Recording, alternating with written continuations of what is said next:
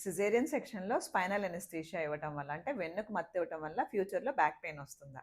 నేను మీ doctor Vijayalakshmi, consultant gynaecologist Visakhapatnam.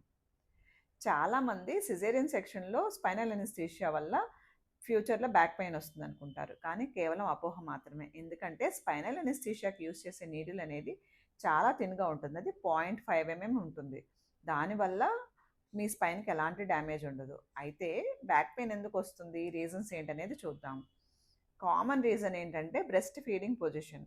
చాలామంది బ్రెస్ట్ ఫీడింగ్ ఇచ్చేటప్పుడు కరెక్ట్ పోస్చర్ అనేది మెయింటైన్ చేయరు. ఎక్కువ బెండ్ అయిపోవటము, బ్యాక్ సపోర్ట్ లేకుండా కూర్చోవటం లాంటివి చేస్తూ ఉంటారు.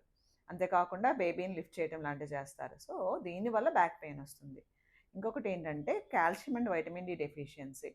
ప్రెగ్నెన్సీ అన్ని రోజులు సప్లిమెంట్స్ తీసుకుంటారు. కానీ వన్స్ డెలివరీ అయిపోయిన తర్వాత చాలామంది అవి తీసుకోవటం మానేస్తారు. కానీ బ్రెస్ట్ ఫీడింగ్ మదర్స్‌కి ప్రెగ్నెన్సీలో కంటే వాటి రిక్వైర్మెంట్స్ అనేది ఇంకా ఎక్కువ కావాల్సి ఉంటుంది. సో, అవి తీసుకోకపోవటం వల్ల డెఫిషియన్సీ వచ్చి బ్యాక్ పెయిన్ వస్తుంది.